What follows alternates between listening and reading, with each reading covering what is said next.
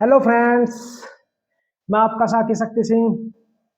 आज मैं अपनी इस वीडियो में आपके लिए एक ऐसे महापुरुष की कहानी लेकर आया हूँ जिसे स्कूल का मास्टर भी कमरे के अंदर बैठ के पढ़ने की इजाज़त नहीं देता था, जिसने अपनी सारी पढ़ाई स्कूल के कमरे के बाहर पूरी की।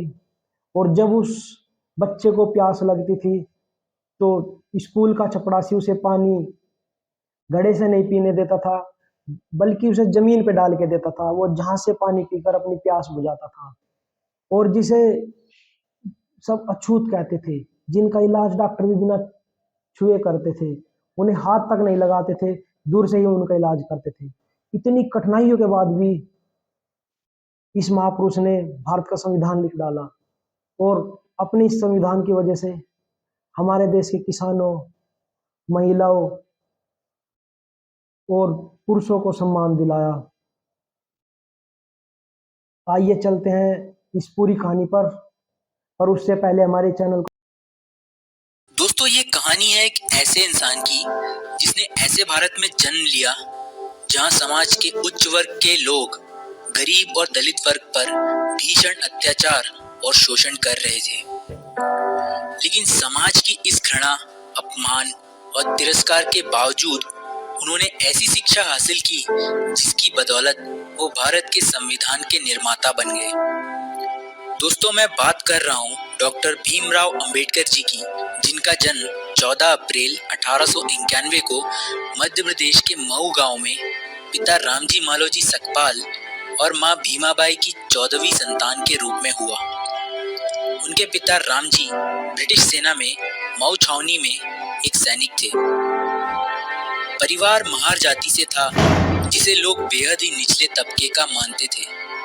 उनका परिवार मराठी था, जो महाराष्ट्र के रत्नागिरी जिले में अंबावड़ी गांव से था।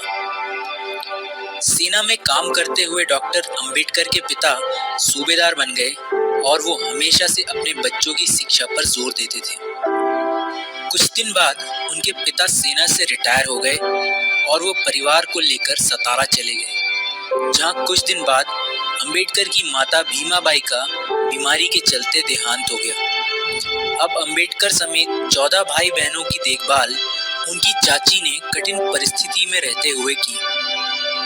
छुआछूत, घृणा और अपनी हीन मानसिकता की वजह से डॉक्टर्स भी अछूतों को बिना छुए ही उनका इलाज करते थे, जिसके कारण अंबेडकर के 14 भाई बहनों में से केवल 3 भाई और 2 बहनें ही बच पाई।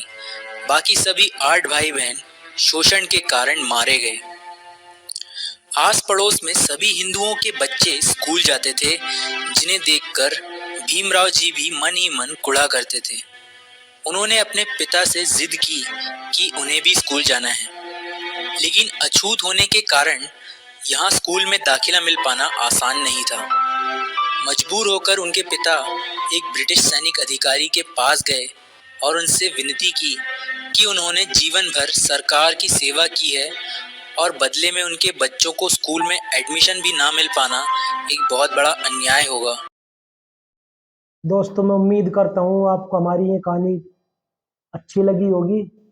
और ऐसी ही कहानी सुनने के लिए हमारे चैनल को सब्सक्राइब कर दीजिए, ताकि हम आपके लिए ऐसी कहानियाँ और भी ला सकें।